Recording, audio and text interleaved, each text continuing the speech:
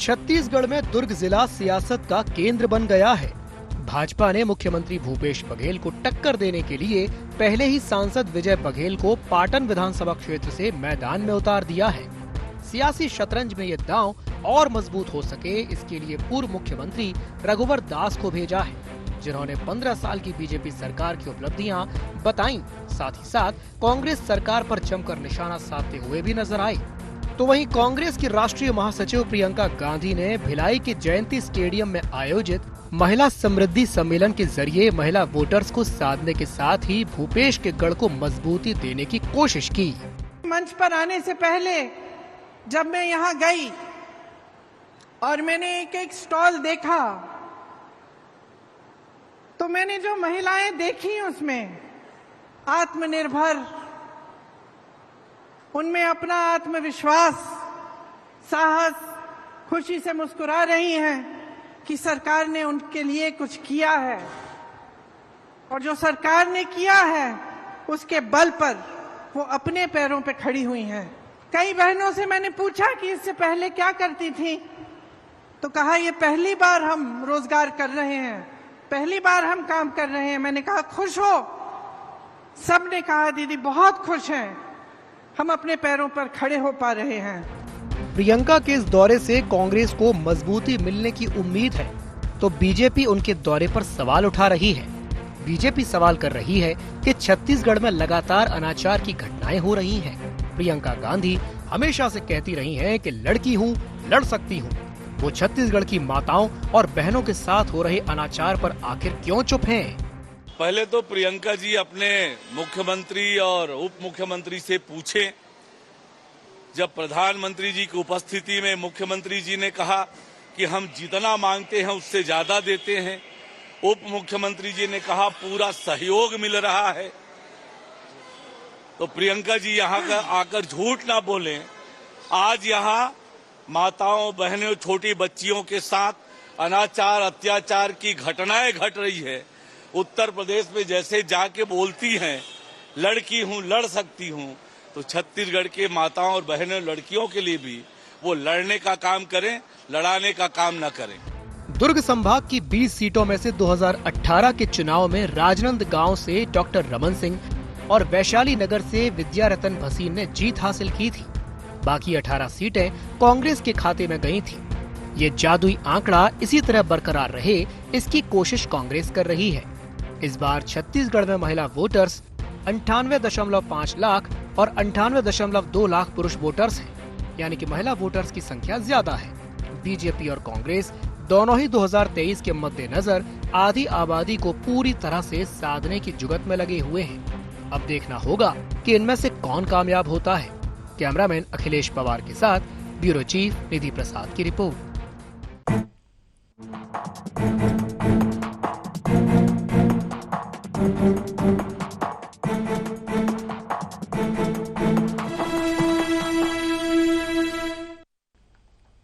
नमस्कार, जय जोहार, गुहार। छत्तीसगढ़ में आप सभी का स्वागत है। मैं हूं आपके साथ दिव्यांशु जोशी। तो छत्तीसगढ़ में जैसे जैसे चुनाव नजदीक आते जा रहे हैं, वैसे ही वैसे चुनावी सरगर्मियां भी तेज हो रही हैं। गुरुवार को छत्तीसगढ़ में 2 कद्दावर नेता आमने सामने नजर आए।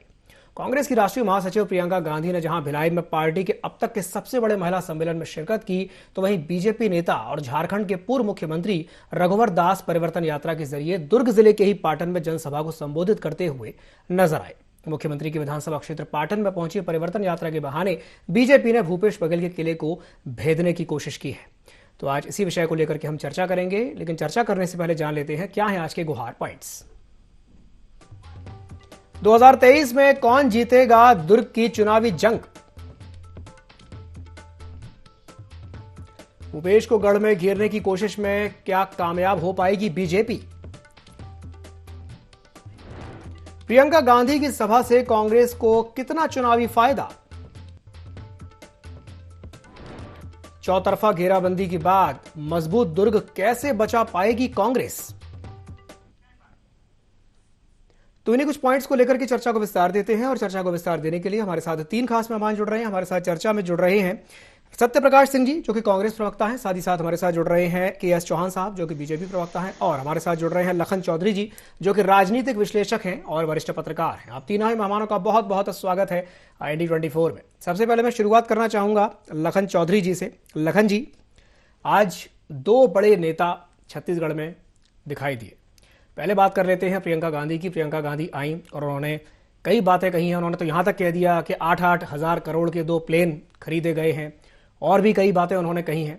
तो मैं आपसे जानना चाहूंगा कि उनके इस दौरे के बाद कितना असर पड़ेगा छत्तीसगढ़ में, बताइए। निश्चित रूप से दिव्यांशु जी, देखिए, प्रियंका गांधी जो है वो कांग्रेस के स्टार प्रचारक रही हैं, और उनके दौरे से महिलाओं पर खास करके जो प्रभाव पड़ना जो है स्वाभाविक है, और निश्चित रूप से महिलाएं उत्साहित भी हुई हैं। और जिस तरह से उन्होंने महिलाओं की तारीफ की है, छत्तीसगढ़ की महिलाओं की, कि छत्तीसगढ़ की महिलाएं घर और ऑफिस, मतलब सभी काम काज में, चाहे वो घर का काम काज हो चाहे ऑफिस का काम काज हो, उसमें आगे हैं, अव्वल रही हैं। इस तरह से जैसा कि हौसला बढ़ाया है छत्तीसगढ़ की महिलाओं का, तो उससे लगता है कि छत्तीसगढ़ की महिलाओं में खुशी की लहर होना स्वाभाविक है। और जैसा कि रिपोर्ट भी आ रही है कि दुर्ग संभाग में और जो है महिला मतदाताओं की संख्या जो है पुरुष मतदाताओं की तुलना में अधिक है।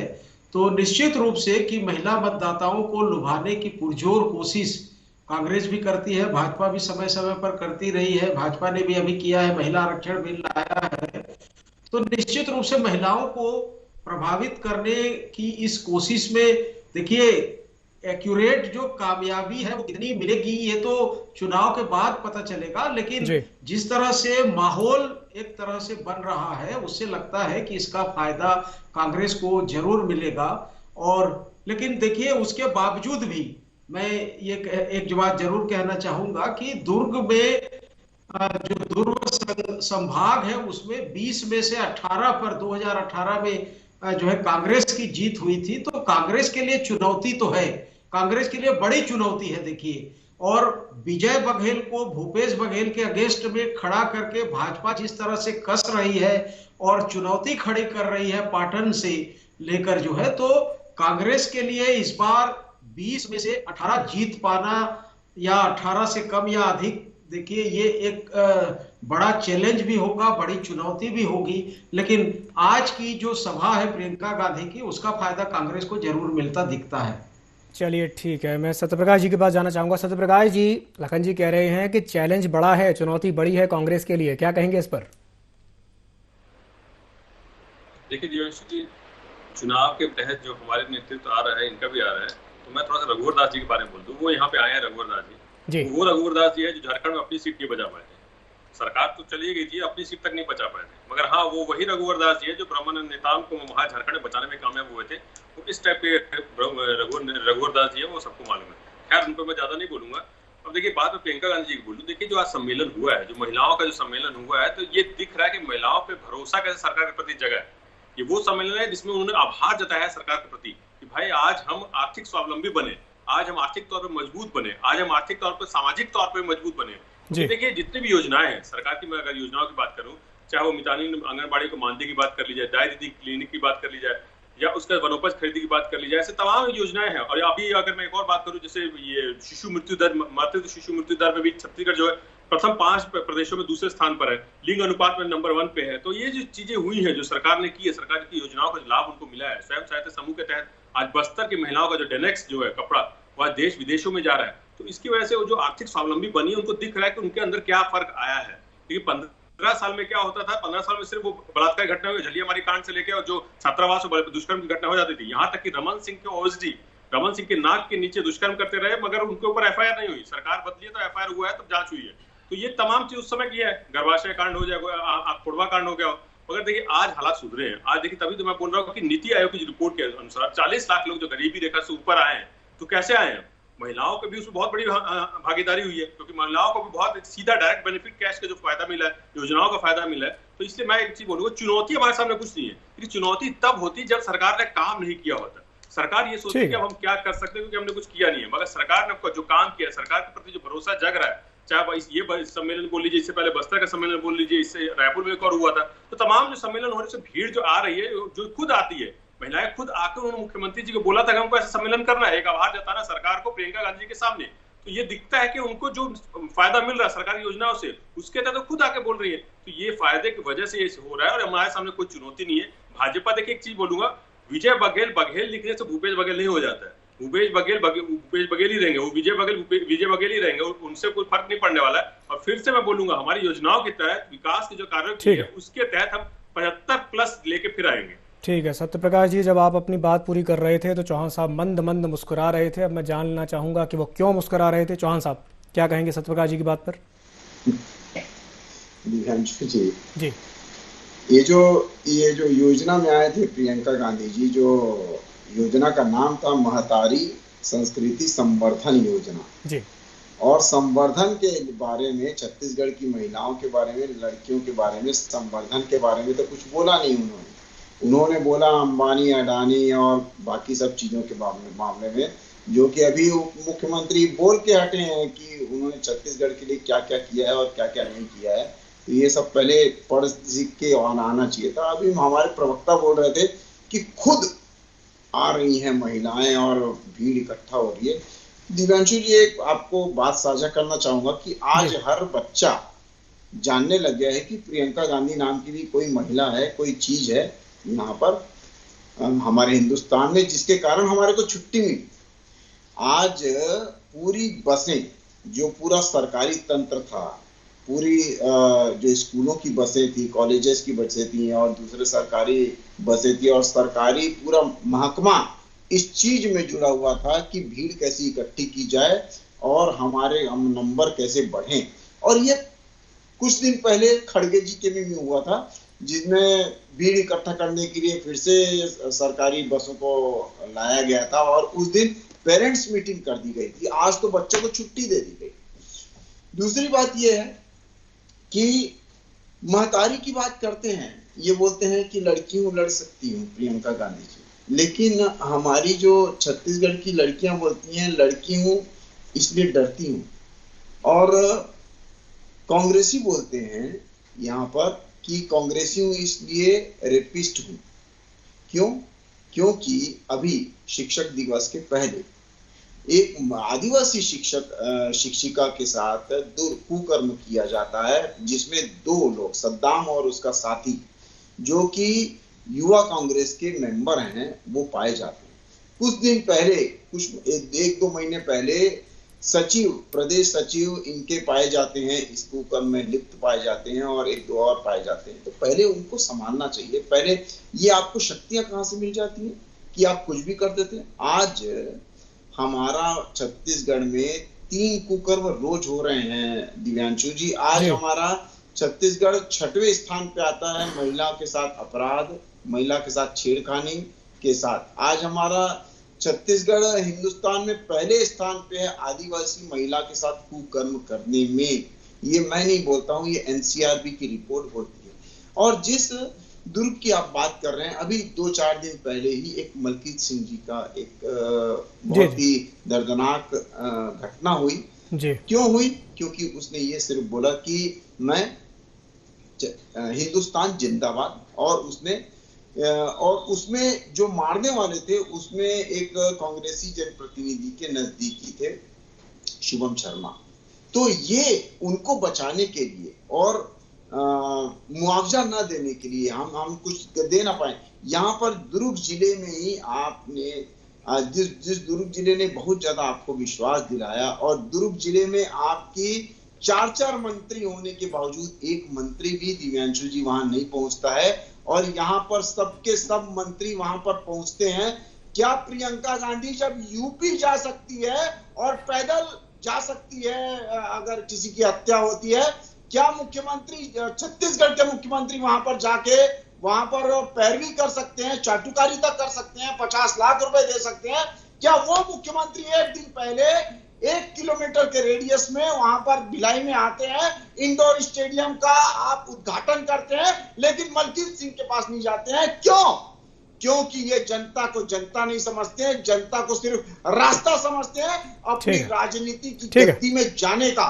और ये सिर्फ एक टूल की तरह छत्तीसगढ़ की जनता को आप समझते हैं, ये सबसे बड़ा फर्क है। और आपके खुद के कार्यकर्ता आज छत्तीसगढ़ में आपकी 5 सिटिंग एमएलए है, जिसमें से आपके 4 मंत्री हैं, उसमें लगभग 153 आवेदन लाए गए हैं।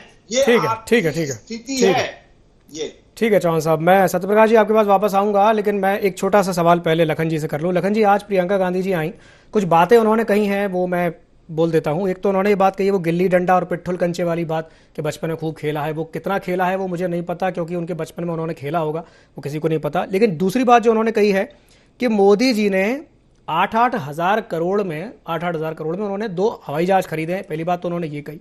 दूसरा, उन्होंने ये कहा कि उनके जो मित्र हैं उद्योगपति, वो करोड़ों अरबों कमा रहे हैं, लेकिन जो किसान है वो सिर्फ 27 रुपए प्रतिदिन के हिसाब से कमाता है।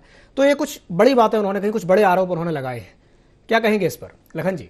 जी देखिए, निश्चित रूप से इसमें से कुछ बातें ऐसी हैं जिनके बारे में, जैसा कि आपने भी कहा, कि हमें भी जानकारी नहीं है कि उनका बचपन किस तरह से बीता है जी।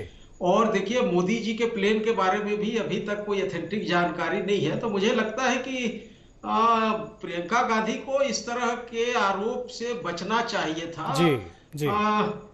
जो है कि, और सत्ता में जो रहता है वो देखिए सत्ता का दुरुपयोग करता है, इसमें कहीं कोई बात नहीं है कि, और सत्ता में रहते हुए वो जो भी करता है वो सही या जायज ठहराया जाता है। लेकिन अडानी अंबानी के संबंध का भी कोई बहुत ज्यादा खास असर छत्तीसगढ़ में पड़ेगा, मुझे ऐसा नहीं लगता। देखिए, छत्तीसगढ़ में जो है एक अलग तरह की तासीर है, और छत्तीसगढ़ में निश्चित रूप से भूपेश बघेल की जो सरकार है, भूपेश बघेल की जो छवि है, वो कम से कम इस समय ग्रामीण अर्थव्यवस्था में, ग्रामीण क्षेत्र में, ग्रामीण महिलाओं में जोर शोर से अच्छी छवि है। तो मुझे लगता है कि प्रियंका गांधी यदि इन चीजों को नहीं बोलती तो भी उनके आने का प्रभाव जो है छत्तीसगढ़ की महिलाओं पर पड़ता। और छत्तीसगढ़ में देखिए, कितना भी आप कह ले कि 4.5 साल के एंटी इनकम्बेंसी, लेकिन फिर भी भूपेश बघेल के पक्ष में माहौल है, इस बात से कोई इनकार नहीं कर सकता। जिस तरह से केंद्र में मोदी की जो सत्ता है, मोदी का जो नेतृत्व है, वो एक तरह से अकाट्य रूप से स्वीकार किया जाता है, उसी तरह से दिव्यांशु जी, भूपेश बघेल का जो नेतृत्व है छत्तीसगढ़ में अभी इस समय सर चढ़कर बोल रहा है, इसमें कहीं कोई दो राय नहीं है। और मुझे लगता है कि भूपेश बघेल को हराना या भूपेश बघेल की छवि को जो है डैमेज पहुंचाना जो है अभी बहुत कठिन है। तो इसलिए इस तरह की रैलियों का अपना एक असर होता है, उसका प्रभाव होता है, लेकिन राष्ट्रीय मुद्दों की बजाय स्थानीय मुद्दों पर बात करना जो है छत्तीसगढ़ में, मुझे लगता है कांग्रेस के लिए अधिक फायदे का सौदा होगा। ठीक है सत्यप्रकाश जी, लखन जी जो बात कह रहे हैं कि राष्ट्रीय मुद्दों के बजाय स्थानीय मुद्दों की बात उनको करनी चाहिए थी प्रियंका गांधी को, क्या कहेंगे इस पर? जी देखिए, मैं तो बोल रहा हूँ ना, हमारी सरकार उसी मुद्दे पे जाएगी जो विकास किया है, हर वर्ग के जो विकास किया, महिला हो, युवा हो, छात्र हो, आदिवासी, हर वर्ग के जो काम किया वही मुद्दे हमारे हैं। क्योंकि मुद्दे नहीं हमने किया है, जो काम किया है वही लेके जनता के बीच जाएंगे। और इसीलिए तो मैं बोल रहा हूँ, जनता भरोसा कैसे जगा रही है। जितने उपचुनाव देख लीजिए, लोकल बॉडी के चुनाव देख लीजिए, क्या नतीजा निकला है। तो हमने जो काम किया उसी का नतीजा है ना, और वही लेके फिर से हम जाएंगे। देखिए दिव्यांशु जी, और एक बात मैं बोलना चाहूंगा, चौहान जी जो बैठे, देखिए बीजेपी के पूरे जो प्रवक्ता लोग हैं कैसे भ्रम फैलाते हैं। ये देखिए, इन्होंने देखिए कहीं पे भी कोई दुष्कर्म की घटना हो वो बहुत निंदनीय है, मैं किसी की पक्षधर नहीं ले रहा हूँ, मगर जो इन्होंने तमाम बातें गिना दी, इधर उधर हमारे युवा कांग्रेस नेताओं का नाम जोड़ दिया, कहीं पे भी युवा कांग्रेस नेता का नाम नहीं, पहली बात। दूसरी बात, इन्होंने आरंग का नाम क्यों नहीं लिया?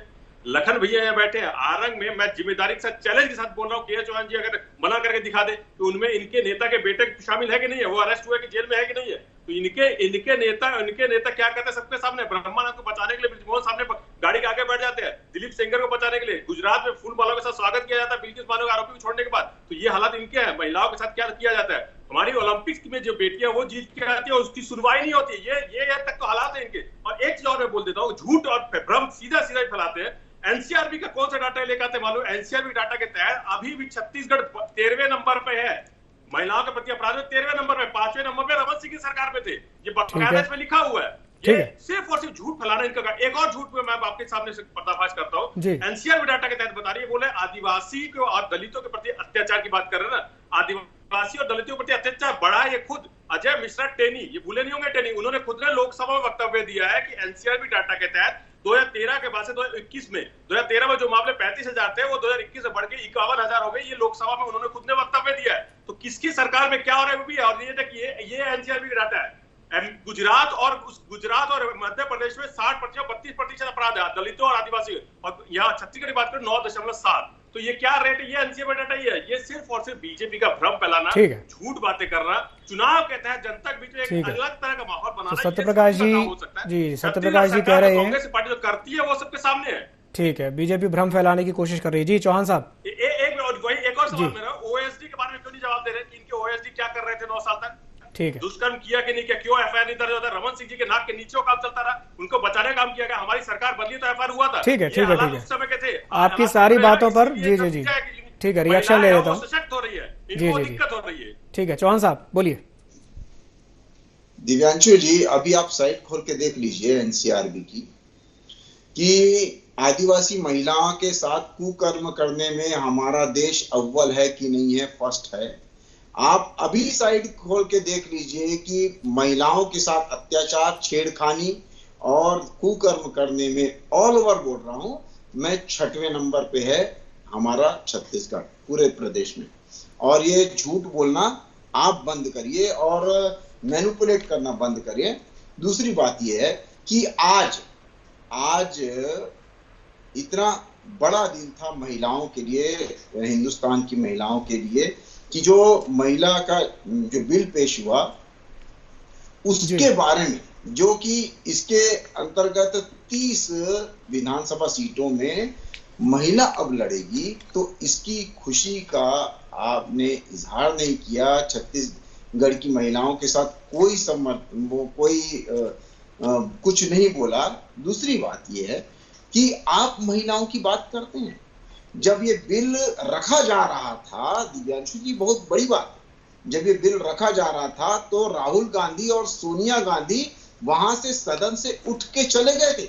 आप महिलाओं की बात करेंगे, आप बोलते हैं कि लड़कियां लड़ सकती हैं। यही नारा, इसी रवैये में, जनता सब जानती है, इसी रवैये में जब आपने उत्तर प्रदेश में भी ये नारा रखा और प्रियंका गांधी जाके वहां पर बोलती हैं, वहां पर जब जिस उत्तर प्रदेश में आपके मुख्यमंत्री हुआ करते थे, उस उत्तर प्रदेश ने आपको टोटली नकार दिया, 2 सीटों पे लाके खड़ा कर दिया और 2% सिर्फ और 2% आपका वोट शेयरिंग था वहां पर। उसके बाद दिव्यांशु जी, उसके बाद यूपी में चुनाव के बाद आपकी प्रेस कॉन्फ्रेंस होती है तो दोनों भाई बहन उसमें बैठते नहीं है जवाब देने के लिए, वो मतलब शर्मसार है, इस वजह से प्रेस कॉन्फ्रेंस छोड़ के भाग जाते हैं। ये हालत हुई थी।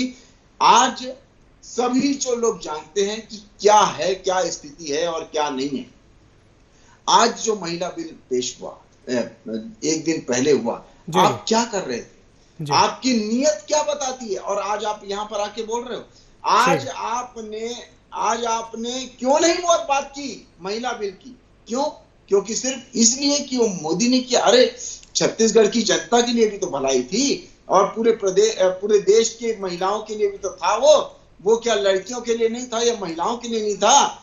आज सिर्फ और सिर्फ मैं ये बोलना चाहता हूं कि भूपेश सरकार जो है वो सिर्फ और सिर्फ अपने फायदे के लिए, अपने ही सब करने के लिए ये महिलाओं का छत्तीसगढ़ की जनता का यूज करते हैं।